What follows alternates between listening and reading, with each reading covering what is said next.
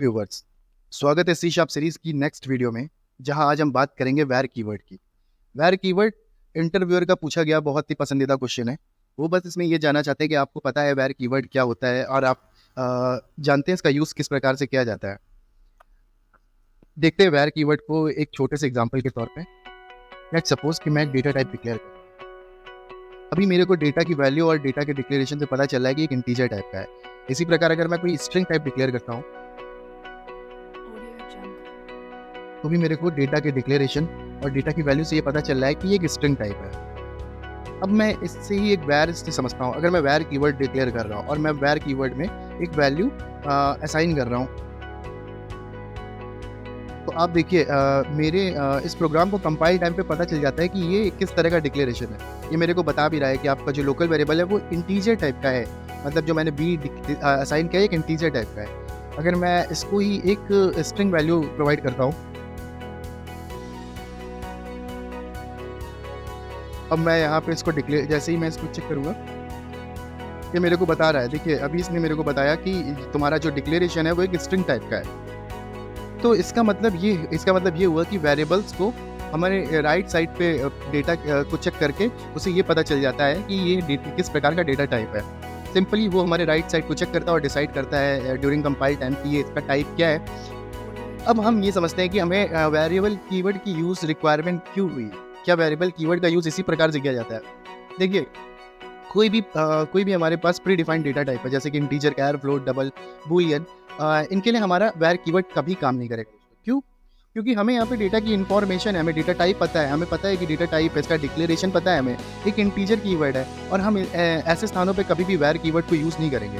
ये बहुत ही important point है, यहाँ समझने की कोशिश करिए कि हम ऐसे स्थानों पे कभी भी वेर कीवर्ड नहीं यूज़ करेंगे जहाँ पे हमको टाइप्स पता है, जहाँ पे हमको वैल्यू जहाँ पे हम डेटा को देख के बता सकते हैं कि ये नंबर है, एक न्यूमेरिक है, ये एक स्ट्रिंग है। ऐसे स्थानों पे हम कभी भी वेर कीवर्ड का यूज़ नहीं करेंगे। अक्सर इंटरव्यूअर एग्जामिनर यही जानने की कोशिश करते हैं कि आपको पता चल रहा है डेटा को देखकर या टाइप को देखकर कि किस प्रकार का डेटा है, तो हम वेर कीवर्ड क्यों यूज़ करें। इसके लिए तो हमने अपने डेटा टाइप्स बना रखे हैं, इंटीजर, कैर, फ्लोट, डबल। तो हम वेर कीवर्ड का यूज़ किन स्थानों पर करते हैं?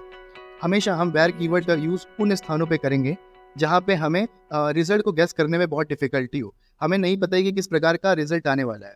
तो ऐसे स्थानों पे हमेशा हम वेर कीवर्ड को यूज़ करेंगे। देखते हैं छोटे से एग्जांपल्स हैं।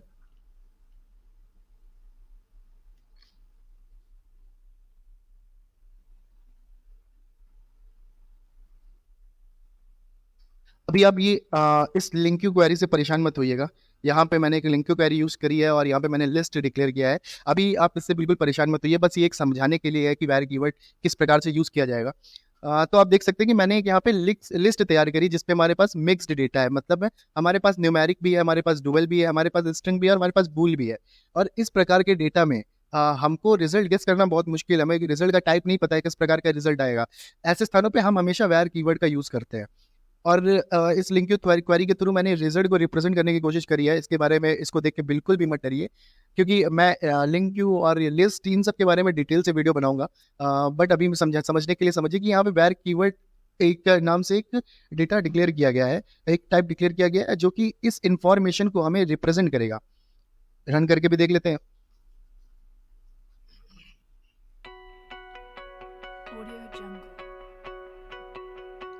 देखिए हमारे पास सभी प्रकार का डेटा शो हो रहा है।